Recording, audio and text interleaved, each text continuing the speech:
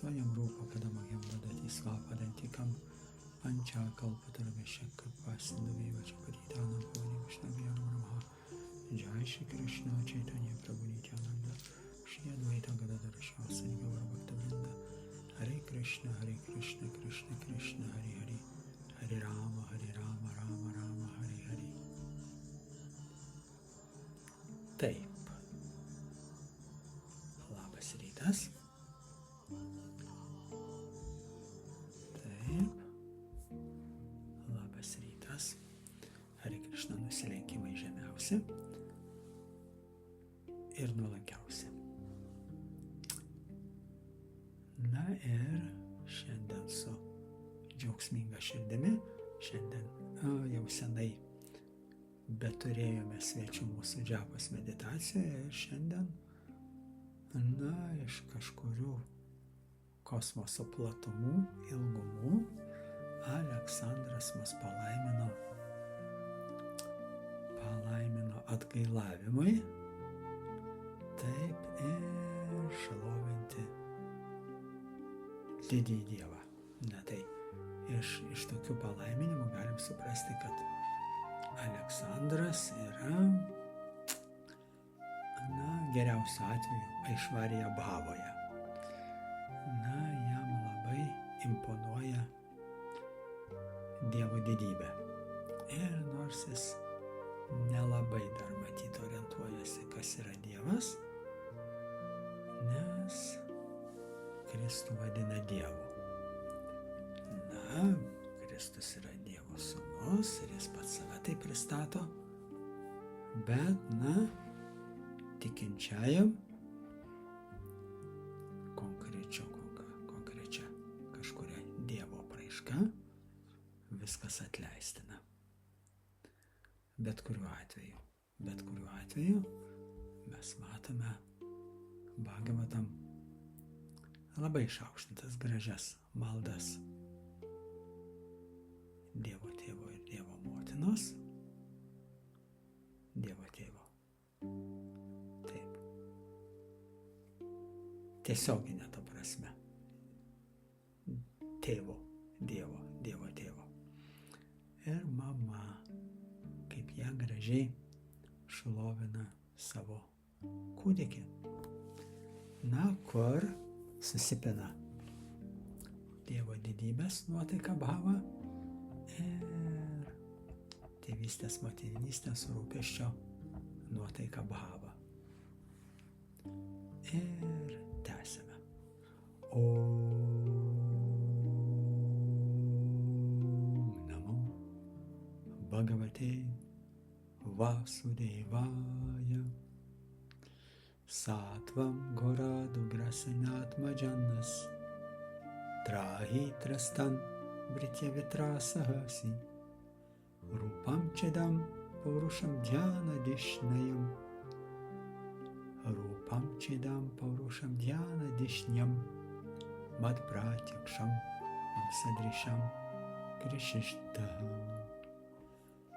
Mano viešpatie, tu išsklaidai visą savo bhaktų baimes, todėl meldžiu tavęs, išgelbėk ir mus.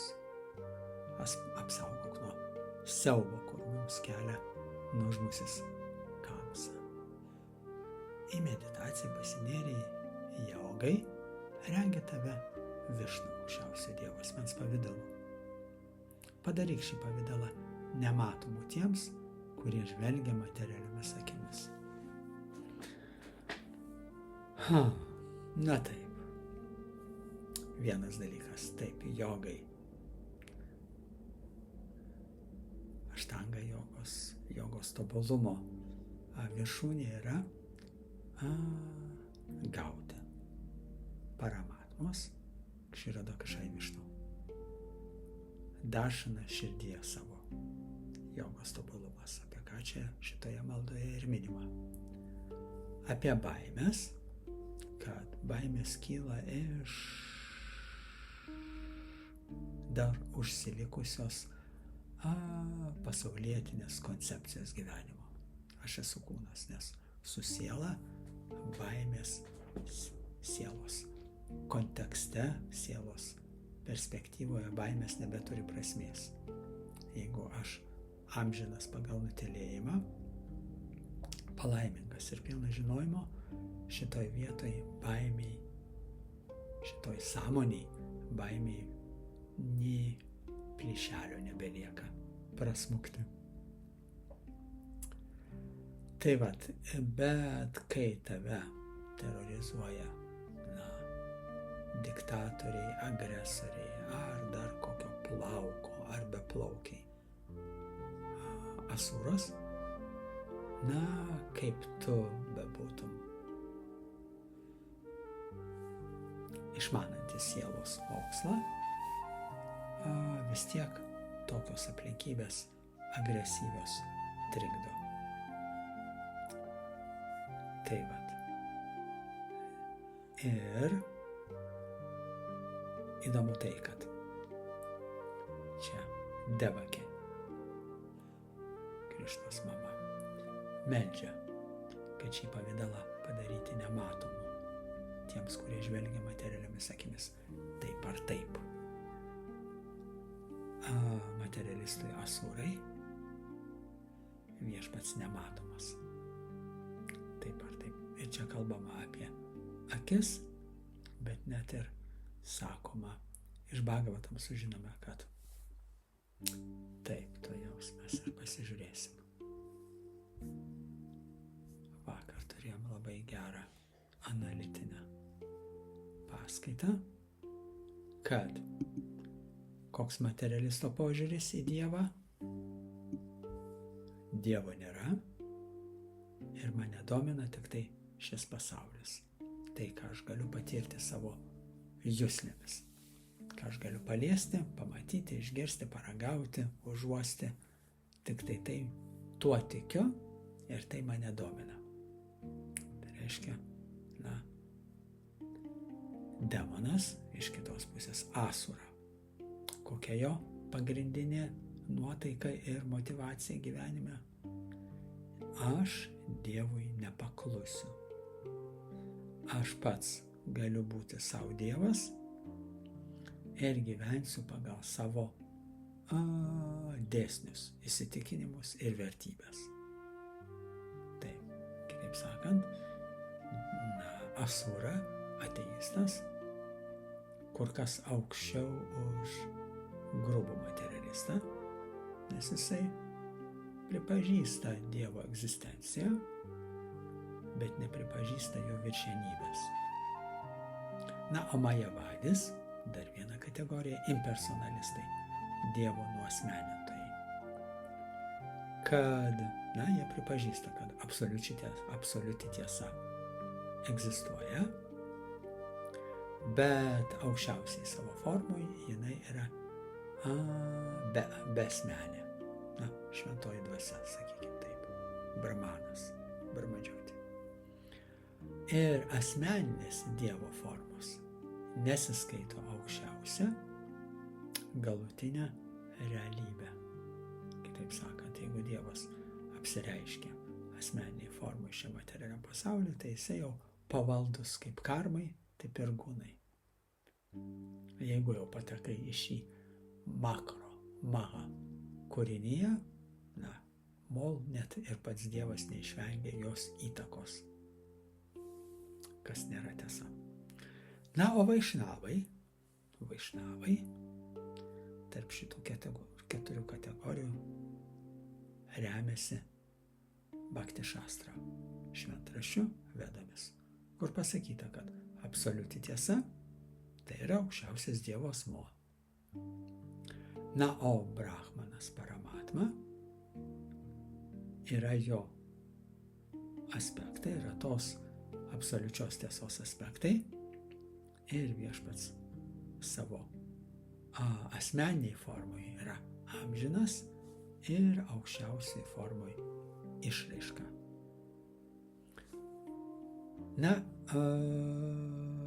Ar galima sakyti, kad majavadis dar blogiau už asūrą? Iš tikrųjų, majavadis visai nebūtinai bedievis. Jis gali būti nuoširdžiu dvasiniu ieškovu, bet Vaišnavai skaito, kad neteisinga priimti aukščiausiąją absoliučią tiesą kaip besmenę ir aukščiau už asmeninę viešpaties formą. Ir šiandien ryte jau skaičiau vieną gražų Bhagavatam posmą. Vadanti tatvavidas, tatvam yajgyanam advayam, brahmeti paramatmeti, bhagavaniti šabdėti. Ir čia Bhagavatam pirmos giesmės, kur fundamentiniai apibūdinamai absoliučiai tiesai sudėti. Ir sakoma, kad patyrę, išmanus, žinantys transcendentalistai, apsišvietę, išprusę, brandus transcendentalistai, pažinę absoliučią tiesą, vadina tą nedvilypę substanciją Brahmanu, Paramatma ir Bhagavanu. Ir tai reiškia, kad absoliuti tiesa ir susideda iš Brahmano, Paramatmos ir Bhagavano, kas absoliučia prasme yra tolygu.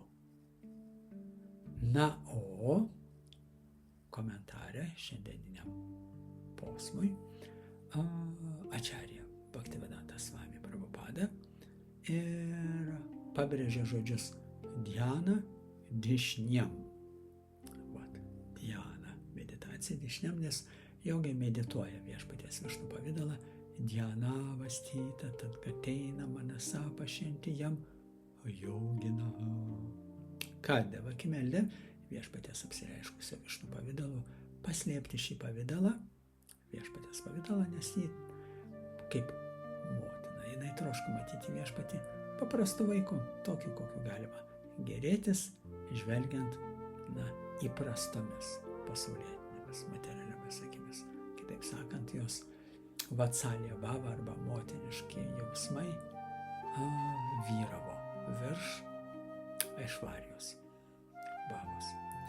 Devaki norėjo suprasti, kad aukščiausias Dievo asmuo iš tikrųjų apsireiškia, ar jį tiesiog sapnuoja Višnu pavidalą, nes tai atrodo taip nerealu. Tiesa? Ir jį galvoja taip, jeigu atėjęs Kamsa pamatys Višnu, jis tad štai jau nužudys jo sūnų, bet pamatęs paprastą vaiką, jis gali apsigalvoti. Nuoširdi motiniška meilė ir rūpestis. Nors Kamsa nužudė visus prieš tai buvusius vaikus, vis tik tai Devaki tikisi, kad gal šito naujagimio Kamsa pasigailės. Su pasigailėjimu pas Asuras yra labai rimtas deficitas, nes jų žiaurumui ribų nėra. O Devaki bijojo Ugrasena atmadžia. Tai yra, jį baiminės ne Ugrasenos ar jo tarnų, bet Ugrasenos sūnaus, nes Ugrasena tikrasis karalius, ir Kamsa jį uždarė į kalėjimą, kad galėtų pats valdyti. Nieko naujo aplamai žmonijos istorijoje, ne tik tai vedinėje ar indiškoje tradicijoje, žmonijos istorijoje nieko naujo. Valdžios troškimas, tiesiog dusinantis valdžios troškimas, nuo amžiaus viena iš labai ryškiai išreikštų anartų. Todėl ir paprašė viešpaties išsklaidyti jos nuogąstavimus, juk aukščiausias visada pasirengė suteikti apsaugą abhajam savo bhaktams. Ir mes galim pagalvoti, čia karaliai, Kamsa, Asuros ir taip toliau, bet net ir per daug giliai nesikapstydami savo širdyje, galime tokias apraiškas nesunkiai aptikti. Kaip irgi norime, kad namie mano arba mūsų, mano kiekvieną individualiai balsas būtų paskutinis. Kitaip sakant, žmona, motina nori, kad namai būtų tvarkomi kaip ji nori ir jis skaito, kad namai yra jos. Ir jeigu jinai vyro nevertina, negerbia arba dar kaip nors menkina, tai harmonijos bus namie laukti labai sunku. Kitaip sakant, reikia išmokti šiek tiek atsižadėjimo ir suvokti, kad namai yra kompleksinis būstas, kuriame turi ir vaikai savo teisės, ir vyras teisės, ir žmona, motina turi savo teisių dalį. Bet tokia jau ta prigimtis žmogiška, kad norisi įvesti savo diktatūrą ir namie turi būti tvarka manaip arba niekaip. Tai va čia tokia diktatūros mikroformoje. Na, o Devakė kaip meldėsi? Jinai sako, mano viešpatie, išvaduok mane iš žiaurių Raseno sūnaus Kamsos nagų. Maldauju tavęs išvaduoti mane iš šios siaubingos padėties, nes tu visada pasiruošęs apginti tuos, kurie tau tarnauja. Na, natūralu, kad viešpats adekvačiai reaguoja į adekvačius santykius. Tai reiškia atsidavimo, tarnystės, prieglobsčio ieškotojų maldas. O šį teiginį pats viešpats patvirtina Bhagavad Gita užtikrindamas Arjuna, kad Arjuna skelbs visam pasauliui, kad mano bhaktas niekada nepražus. Tai vat.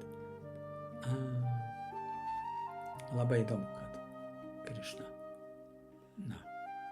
kaip ir tuo pačiu pats skelbė visam pasauliui, prašydamas paskelbti Arjunos, bet tuo būdu pabrėždamas, kad Arjuna kaip bhaktas, pirmu asmeniu užgarantuotų, kad tai veikia, kad jeigu priimi prieglobstį aukščiausiojo, tavo gyvenimas tampa tobulas.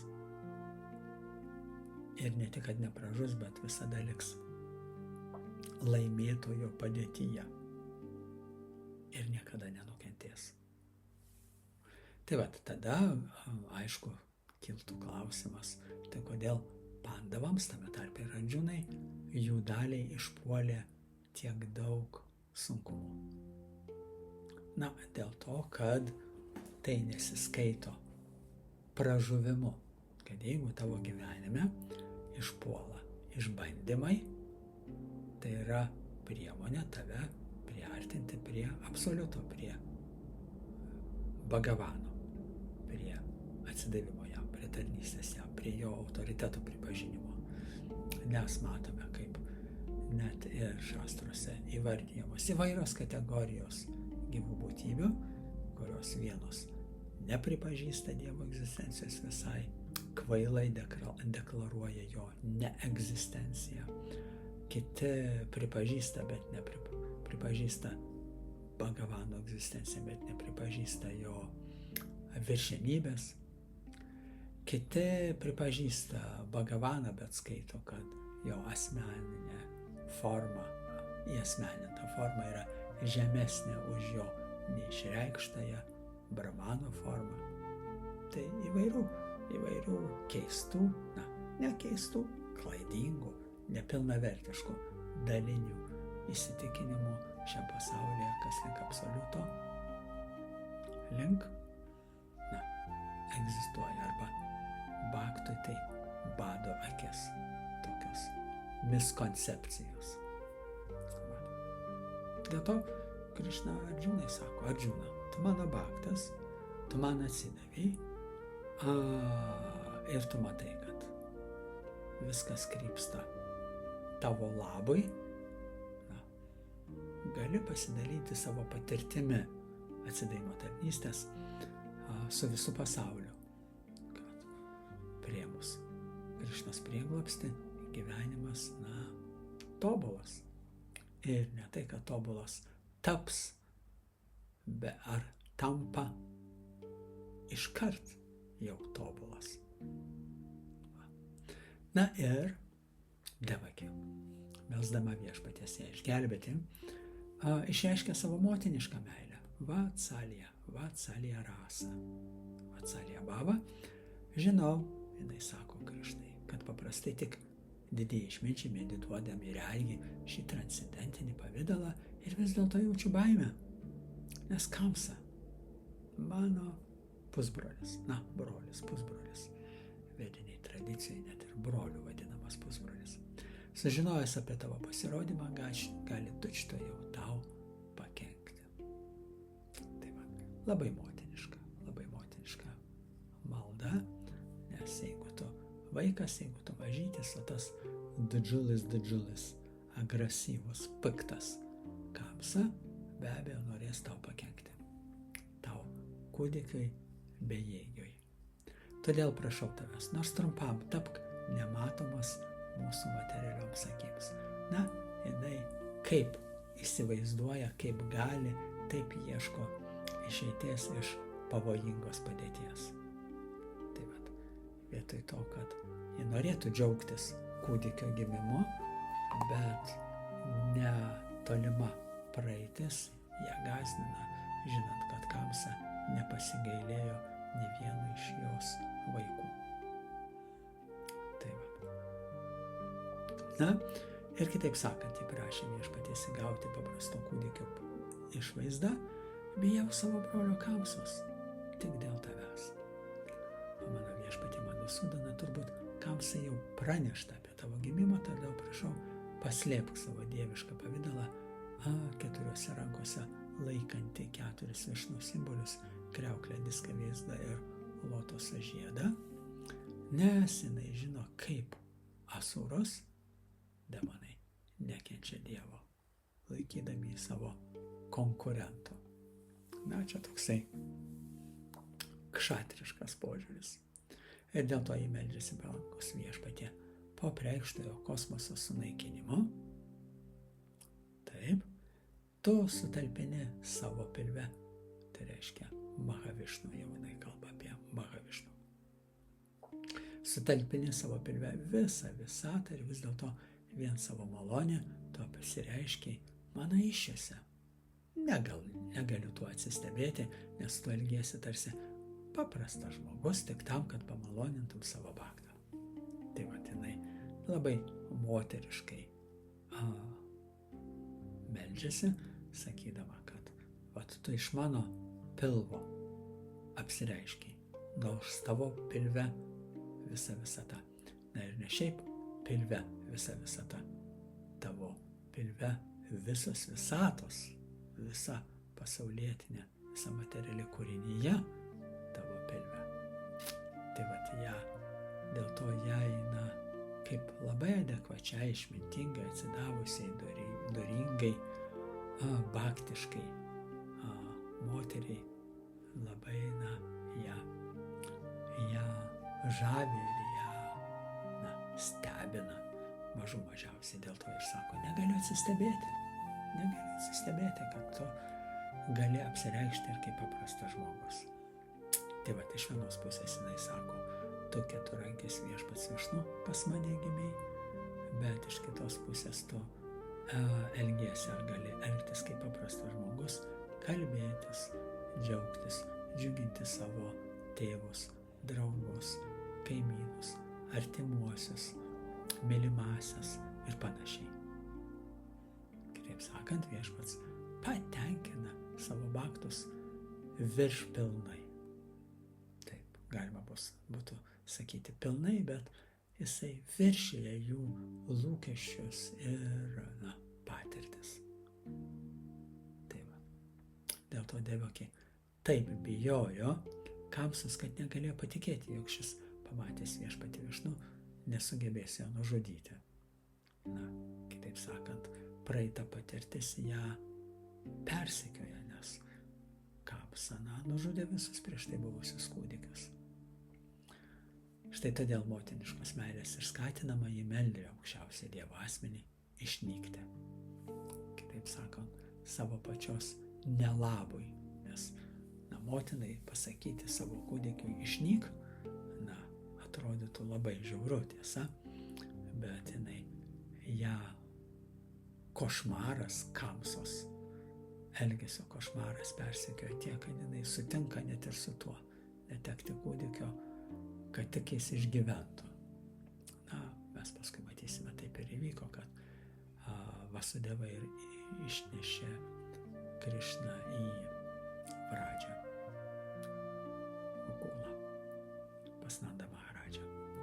Vat, ir nors viešpačiui pasišalinus Kamsa įtartų, kad sesers naujagimis kažkur paslėptas, imtų dar žiauriau ją kamuoti. Dėl to Devaki nenorėjo, kad jos transcendentinis kūdikis būtų sužalotas ar nužudytas. Štai kodėl jį maldavo viešpatį Višnu pasitraukti ir vėliau Kamsos kamuojamąjį tiesiog mąstytų apie viešpatį. Kitaip sakant, jinai sutinka palikti gilią širdyje samskarą, tai reiškia savo kūdikio, viešpaties Višnu, daršano audiencijos įspūdį savo širdyje, kuriuo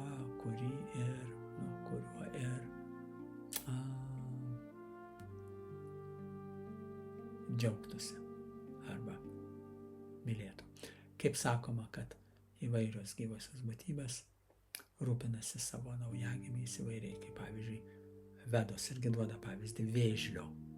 Vėžlės pavyzdį, kur jinai išperi kiaušinius krante kopose ir grįžta į vandenyną ir vandenyne medituoja į savo padėtų kiaušinių išsiritusių vėžliukų gerovę, kuriems reikia per kopas nusigauti iki vandenyno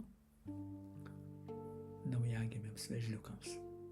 Ir tame kelyje tūno gausybė pavojų, nes plėšrieji paukščiai medžioja tuos vėžliukus naujagimius ir dėl to vėžlė motina, būdama pati vandenyne, medituoja dėl jų saugumo. Tai labai motiniška, labai gyvenimiška. Ir Janmate Maya Saupapo Mavidyan Madhusudana Samudvijay Bhavad Detu Kamsadaham Adhiradi. O Madhusudana tai reiškia demono Madhu žudytojo.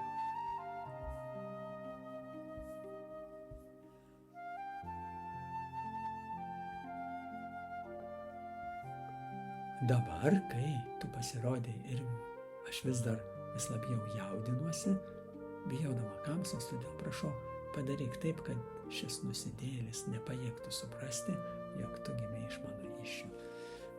Jinai jau ieško išeičių, gudrauja, kaip čia dabar savo brangiausiai, mylimiausiai, nuostabiausiai sūnelį išgelbėti. Ir dėl to Devaki vadina čia aukščiausiai Madhusudaną. Ji puikiai žinojo, kad viešpats nužudė daugybę demonų praeitį įvairiose savo apraiškose, tokių kaip demono Madhu, 100 ir 1000 kartų galingesnių už patį Kamsą, ir vis dėlto iš meilės savo transcendentiniam kūdikiu įtikėjo, kad Kamsa tai gali su juo susidoroti. Užuot mąsčiusi apie beribės viešpaties galias, ji galvojo apie viešpatį su meile, todėl maldavo savo dievišką sūnų išnykti. Labai motiniška ir labai vatsalija rasa. Vatsalija rasa, motiniška, giminiška, tėviška, giminiška, motiniška meilė, kurios dėka jinai sutinka neauginti, neturėti sūnaus prie savęs ir sutinka atsidavimo tarnystė, kuri vadinasi smaranam arba meilė išsiskyrime, meditacija, prisiminime. Ir mes paskui skaitysim jo Bhagavatam, kad tai labai išaukštinta forma atsidavimo tarnystės smaranam, šravanam, kirtanam Višnu, smaranam, padasevanam, smaranam, prisiminti. Tai mūsų šitie rytiniai ir džapa ir skaitiniai kaip tik padeda mums kultivuoti tą smaranam, kad giliai, dėmesingai klausydamiesi įspūdis tų žaidimų, tos filosofijos palieka gilų įspūdį mūsų širdyje ir paskui, dienos bėgyje ar gyvenimo tėkmėje mes tai prisimename. Upasamhara Vishvatman Adorupam alaukikam, Shanka Chakra Gada Padma, Šrijađuštam Četurbudžam. O mano viešpatie, tu visur esantis aukščiausias Dievo asmuo ir tavo transcendentinis keturankis pavidalas yra laikantis kriauklę, diską, vėzdą ir lotosą, neįprastas šiam pasauliui. Meldžiu pašalink šį pavidalą ir įgauk paprasto žmonių vaiko formą, kad galėčiau tave kur nors paslėpti. Na vat. Kaip atrodo motiniška meilė. Jinai sutinka, kad gimęs kūdikis Dievas taptų, atrodytų kaip ne Dievas, tik tai, vien dėl jo paties, dėl jos ir dėl jo paties saugumo. Na va, ir Devakė jau kūrė planus, kaip paslėpti aukščiausią Dievo asmenį, o ne atiduoti į Kamsai kaip savo anksčiau gimusius vaikus, ir nors Vasudeva pažadėjo, kad atiduos Kamsai visus savo įpėdinius, šį kartą jis nutarė sulaužyti pažadą ir kur nors paslėpti naujagimį. Tačiau viešpats apsireiškė stulbinančiu keturankiu pavidalu, todėl jį paslėpti tokioj formoj neįmanoma.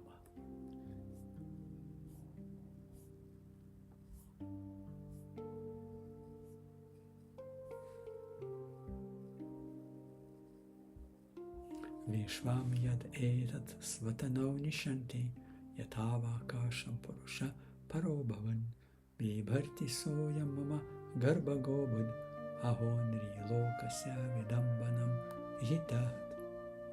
Atėjus sunaikinimo metų visas kosmosas kartu su visomis sutvertomis judančiomis ir nejudriomis esybėmis įsilieja į tavo transcendentinį kūną ir be jokių sunkumų ten glūdi. Tačiau dabar šis transcendentinis kūnas gimė iš mano įsčių. Žmonės tuo nepatikės, mane išjuoks. Na vat, irgi labai gražiai aprašyta socialinė atsakomybė arba socialinė integracija moters, kaip jinai rūpinasi savo socialiniu imidžiu. Taip, kad keturankis kūdikis gimė ne toks kaip visi. Tai jau labai neįprasta ir keista. Dėl to jinai nenorėtų būti, kažkokia kitokia motina su kitokiu kūdikiu. Taip. Na ir pasak Čaitanija Čaritamritos, meilės tarnystė Dievo asmeniui yra dviejų rūšių. Aišvarija purna, apsupta prabangos, ir aišvarija šithyla, be prabangos. Tai va, tikra meilė Dievui prasideda nuo aišvarija šithylos, kuomet vieninteliu tarnystės motyvu tampa paprasčiausiai tyra meilė. Primanjana čurita bhakti viločanina santa sadaiva hridajeshu vilokayanti jam shyama sundarama chintya gunasvarupam govindam hari purusham tamaham bhajami. Vėl nuostabioji Brahma Samhita, kad tyros širdies bhaktai, kurių akys suvilgytos priimos, meilės balzamų trokšta matyti aukščiausią Dievo asmenį Šimasundaros, Muralidharos pavidalu su fleita besisupančia jo dviejose rankose. Tai pavidalas, kurį gali regėti Vrindavanos gyventojai ir visi iki vieno pamilę aukščiausią Dievo asmenį kaip Šimasundara, tamsiagimį gražuolį, o ne kaip viešpatį Višnu ar Narayana, garbinama Vaikuntoje, kur vyrauja Aišvarija Bhava, kur visi bhaktai žavisi jo galia ir turtais. Ir nors Devakė nėra Vrindavanos plotmėje, jinai netoli to lygmens, ir Vrindavanoje Krišnos motina jau Jašoda, kuri Nanda Maharadžos žmona, kuri jį augino, o Mathuro ir Dvarakoje Krišnos motina Devakė. Todėl Mathuro ir Dvarakoje meilė viešpačiai sumišusi su Aišvarija, su pasigėrėjimu jo didybė, tačiau Vrindavane aukščiausio Dievo asmens didybė nepreikšta. Jis ten piemenukas. Meilės tarnystė aukščiausiam Dievo asmeniui būdingi 5 savitarpio santykiai, vadinami Šantarasa, Dasyarasa, Sakyarasa, Vatsalyarasa ir Madhurya rasa. Tai, ką mes kartojame ir kartojame ir kartojame ir kartojame.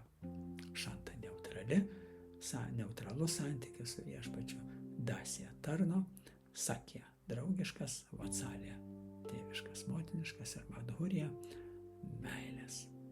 Todėl Devaki būdinga vatsalijos būsena ir ji norėjo bendrauti su savo amžinuoju sūnumi Krišna, jusdama motinišką meilę, todėl ir maldavo, kad aukščiausias Dievo asmuo pašalintų savo didingą Višnu pavidalą. Apie tai, komentuodama šį posmą, labai aiškiai kalba Šrila Višvanačakravarti Thakuras, kad bhakti, Bhagavanas ir bhaktai nepriklauso materialiam pasauliui.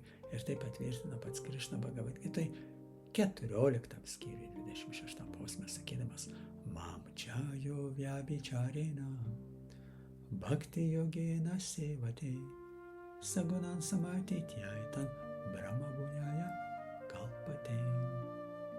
Tai reiškia, kad kas atsideda dvasiniai veiklai su tyru atsidavimu tarnaudamas viešpačiui, tas išsikiškyla aukščiau materialios gamtos gūnų ir pasiekia dvasinį lygmenį. Kai žmogus pradeda pasiaukojimai tarnauti viešpačiui, jis iš karto atsiduria transcendentiniai plotmėje ir todėl Vasudeva ir Devaki iškelia į absoliučiai tyro atsidavimą aukščiausiam lygmenį ir anapus materialiaus pasaulio ir nepatiria jokių pasaulietinių baimių. Vis dėlto transcendentiniam lygmenyje dėl tyro atsidavimo egzistuoja šios baimės primenantis jausmai, šešėlius, atspindys baimės, taip, kuriuos ir sukelia stipri meilė.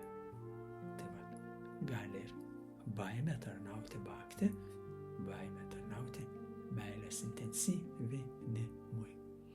Na, o Bhagavad-gitoje sakoma, bhaktya mama vidžanati javanyasčasmi tatvataha, kad Šrimad Bhagavatam patvirtinta bhaktyaham ekaja grajaha, kad bhakti be bhakti neįmanoma suvokti dvasinio viešpaties buvio. Bhakti yra 3 lygių vadinamų guni bhūta, pradhani bhūta, keivala, pagal kuriuos yra 3 skyriai – gyana, gyanamai ir rati. Arba priima paprastas žinojimas su žinojimu sumišusi meilė ir tyra meilė. Gyana, žinojimas, gyanamai. Taip, ir tyra meilė. Paprastas žinojimas leidžia pajusti transcendentinę palaimą, tačiau be įvairovės. Ananda. Toks suvokimas vadinamas manabhuti. Iškilusi gyanamąjį lygmenį atsiveria Dievo asmens didybė ir turtai. O tas, kuris pasiekė tyros meilės būseną, įsisąmonina transcendentinį viešpaties pavidalą, viešpatį Krišną, viešpatį Ramą, ir būtent to ir reikia siekti. Tuomet ypač tai būdinga madhurya raso santykiams. Prisirišama prie Dievo asmens Šri Vigraha Nishta Rupadi ir prasideda meilės mainai tarp viešpaties ir bhakto. Taigi, tai kad Vraja Bhumija reiškia Bhumi žemiškojo dvasinio pasaulio žemiška išraiška Vrindavane. Vraja Bhumi dvasinio pasaulio atstovybė čia žemėje. Krišna laiko rankose fleitą, turi ypatingą reikšmę, kuri nusakoma žodžiais Madhuri Virajati. Tai reiškia viešpaties pavidalas su fleita rankose pats patraukliausias. O ta, kurią šis pavidalas traukia stipriausiai, vadinama vardu Šrimati Radharani, Radika. Todėl bendraudama su Krišna jį patiria neprilygstamą palaimą. Kartais žmonės nepajėgia suprasti, kodėl Radikos vardas nepaminėtas, bet Šrimad Bhagavatam posmuose iš tikrųjų apie Radiką užsimenama žodžiu Aradhana, kuris ir nurodo, kad ji mėgaujasi labiausiai išaukštintais meilės ryšiais su Krišna. Vat ir Devaki nenorėjo, kad žmonės iš jos šaipytųsi, išgirdę, jog ji pagimdė Višnu, ir todėl pageidavo dvirankio Krišnos ir paprašė viešpaties apsireikšti kitų pavidalų. Na, toks Krišnos noras, toks viešpaties planas ir, galima įsivaizduoti, kokia jinai nuolanki ir kukli, kad vietoj to, kad jinai galvoti apie save, puikuodamasi, va, žiūrėkit, aš pagimdžiau Dievą Višnų. Jinai jaučiasi kukliai ir nuolankiai galvodami, šiaip tai aš nenorėčiau būti keista, neįprasta ar kitokia negu visi. Ar visos kitos motinos su savo kūdikiais. Norėčiau būti tokia pati. Va, saldu. Labai saldu ir labai intimu ir labai gražu ir labai įdomu. Tiesa? Tiesa. Tai va, moters, motinos širdžiai šitie žaidimai, turėtų atsiliepti ypatingai stipriai. Taip? Taip.